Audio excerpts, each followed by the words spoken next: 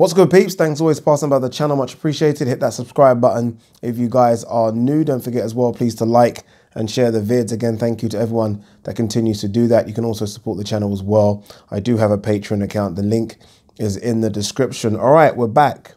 It feels like I've not done a boxing vid for quite a while, and I have missed it. You guys know how much I love doing these videos, but I've just been so busy with the Sky Sports stuff, and that's been stressing me the fuck out. But we are back doing some boxing vids. I will try and do as many boxing vids as humanly possible in the next 4 or 5 days, just to play catch up, because a lot has happened. And although it's old news, I still have opinions about old news, so I will do some vids about it, particularly the Josh Warrington thing, for example, him leaving Cyclone Promotions and I guess leaving Shane McGuigan. I do want to chat about that. One thing I will say though, although I've missed it, it's actually been refreshing not talking boxing for a few days. I've been following everything, obviously, on social media, particularly Twitter, and watching people's YouTube videos, being on some blogs. And it's weird, when you're not immersed in it and not making videos, you do realize how much shit, like crap, like fucking crap goes on in boxing. Like, just crap. Like, the last few days, I found out that Deontay Wilder got knocked out by Vladimir Klitschko in sparring 10 years ago. Who gives a fuck about that? Like, why is that even news? Why is what goes on in sparring, who cares? I think Dillian White has said something, Johnny Nelson has said, like, who the fuck gives a shit about that? And if you are one of those boxing fans that really hold on to that and care about that, then I don't know. I don't know. I even found out recently that I think it was that DAZN own 40% of Matchroom in America. I don't give a fuck. Don't get me wrong. Look, some people will, and that's not having a go at you, but I just feel like I just don't care. All I care about is fights happening. That's all I care about. It's a very basic thought process, and some might say a very dumb thought process, because I'm guessing there must be some implication of DAZN owning part of Matchroom as to whether fights can be made, but I really don't care. Like, I just don't. And I've realized that so much crap happens and so many people report so much crap. And I need to stop doing that myself. Like, I do watch some of my videos, and I do feel like, because I'm trying to put out so many videos, I do feel like I put out so much shit that just like gossip, and I need to kind of just rein that in and put out just videos that mean something, not videos that just will get good numbers because Joshua is mentioned or Fury's mentioned or Wilder's mentioned. Fucking tired of it. All right, let's talk Canelo versus Billy Joe Saunders. It looks like this fight is the fight that's going to be made next. It looks like Billy Joe Saunders has won the Canelo sweepstakes race. It was always between him and Callum Smith. I spoke to the man in the know, Mike Coppinger, in Saudi Arabia, and he told me this, about a month ago, wasn't it? The Joshua fight? Yeah, about a month ago, that it was between Callum Smith and Billy Joe Saunders.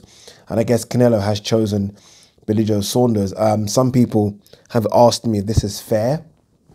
I don't know. I mean, Callum Smith looked shit, didn't he, his last fight against John Ryder. He has been at the weight longer. He is the ring recognised #1, although I don't agree with that. So I guess in that stance, it's not really fair, especially if the fight is at 168, which it is. It's not really fair. I mean, Billy Joe Saunders won a vacant belt against, who was it? Isifu? My memory's shocking. And then had that awful fight on the undercard of the YouTubers. I mean, is he deserving of, I don't know, what could be a 7, 8, maybe even £10 million or $10 million check? I don't know. I don't know. I will say this, though. I am more intrigued by Billy Joe Saunders versus Canelo than Callum Smith versus Canelo. I don't know why. I'm just more intrigued in that fight. I think mainly because a lot of people on my timeline, a lot of people that follow the channel, actually think that Billy Joe Saunders can beat Canelo. I don't share that opinion at all, by the way. I just don't. I am very much a what have you done for me lately person.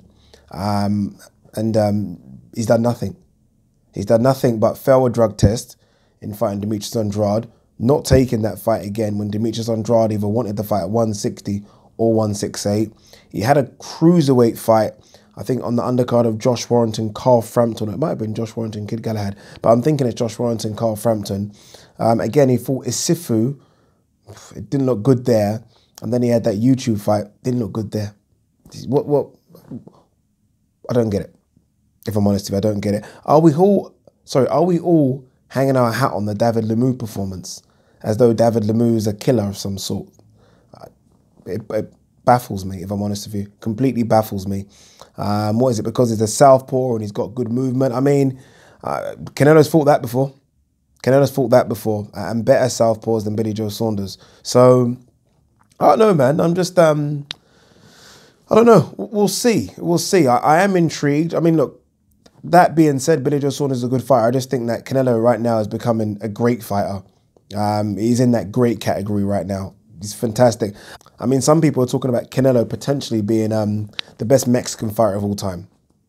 I mean, he has a chance here to become a legit four-weight world champion. We're not counting the Rocky Fielding belt. I think he's just better than Billy Joe Saunders in nearly every single department, if I'm honest with you.